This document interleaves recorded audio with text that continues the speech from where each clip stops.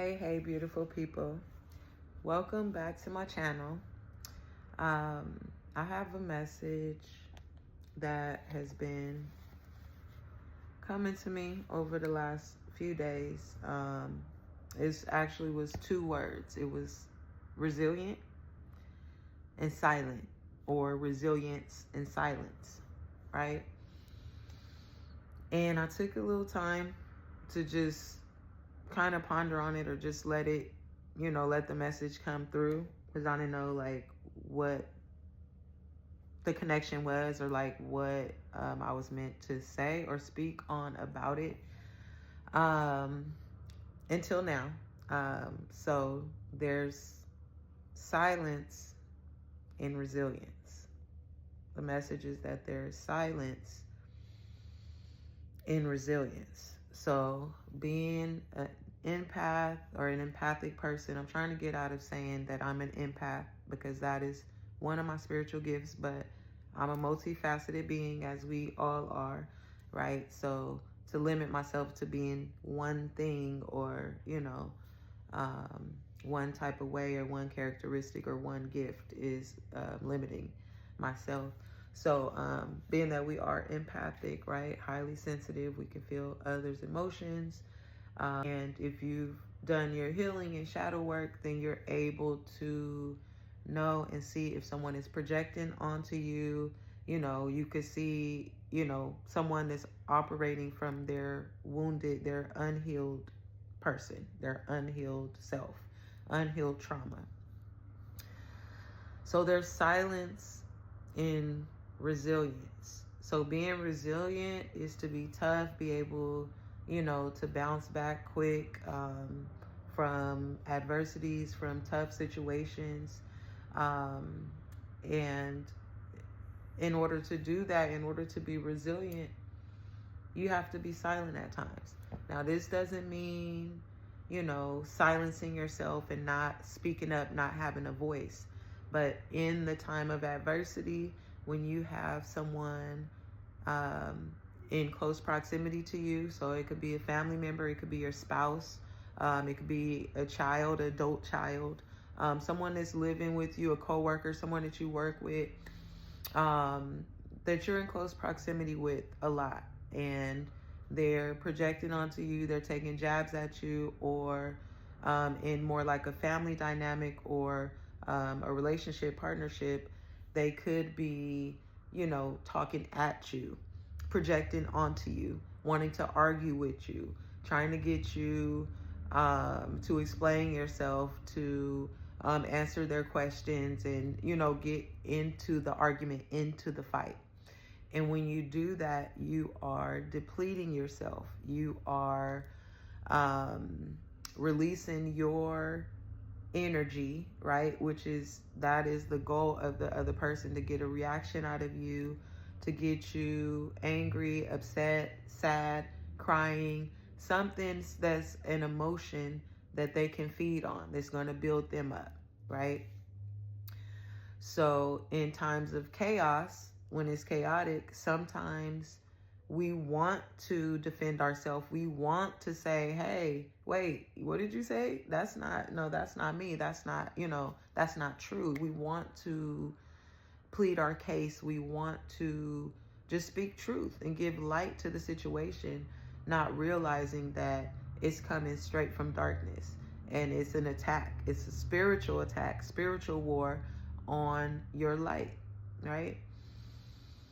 So when I say there's silence in resilience, right, you have to have your inner world established. You have to have your inner voice loud enough to drown out the other person. You have to have your inner voice to speak to you and build you up and combat those lies, and combat, all the chaos within, right? So you kill them with silence. You get them with silence, because their whole goal is to get a reaction out of you, because they don't like that you're peaceful. They don't like that you're calm. They don't like that you know who you are. They don't like that you are comfortable in your own skin.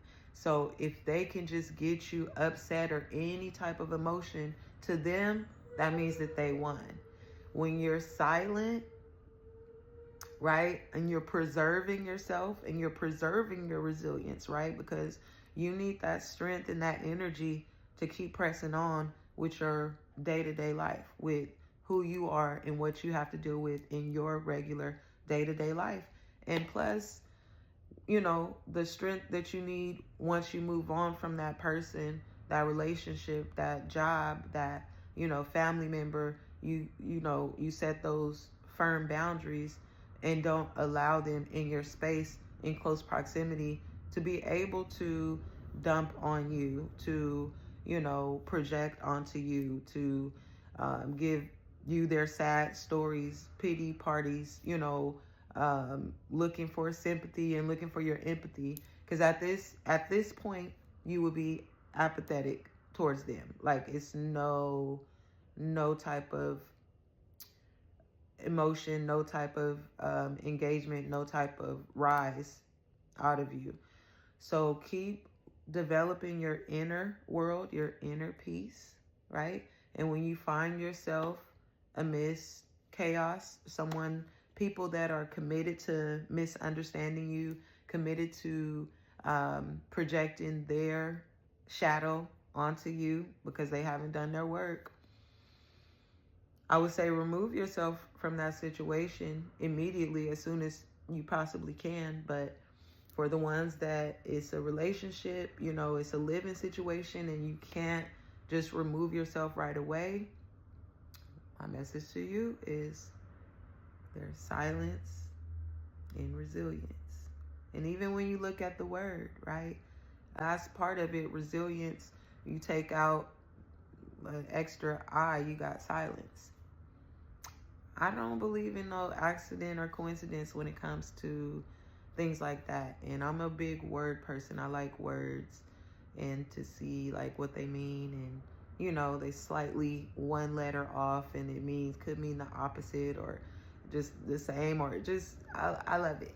So, and it's no mistake. So there's silence in resilience. You don't always have to be, you know, clocking everybody, reading them down, you know, like, oh, well, yeah, you da-da-da-da-da.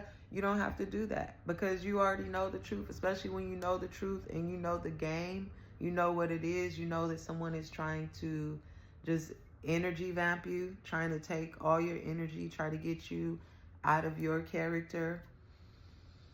You could just breathe, do your deep breathing techniques, build yourself internally on the inside while they're talking, you know, remove yourself from the situation if you can, because it is like, you know, nails on a chalkboard hearing a unhealed traumatic person just spew their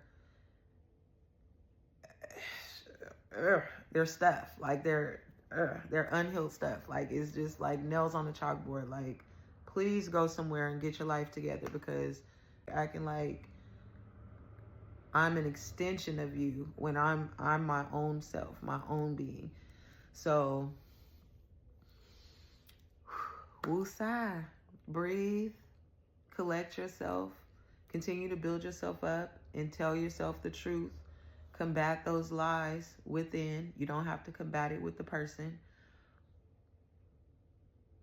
There's silence and resilience. And just know that you're going to be okay. You're going to bounce back. And once you remove yourself from that situation completely, you're going to have so much peace. You're going to have so much peace. You're going to be so proud of yourself for remaining silent and just doing what you needed to do. There's no need to give warnings after you've let a person know, okay, I don't like how you're talking to me. I don't like when you do this. Like, don't sit well with me. This don't sit well with my spirit. I don't, you know, like,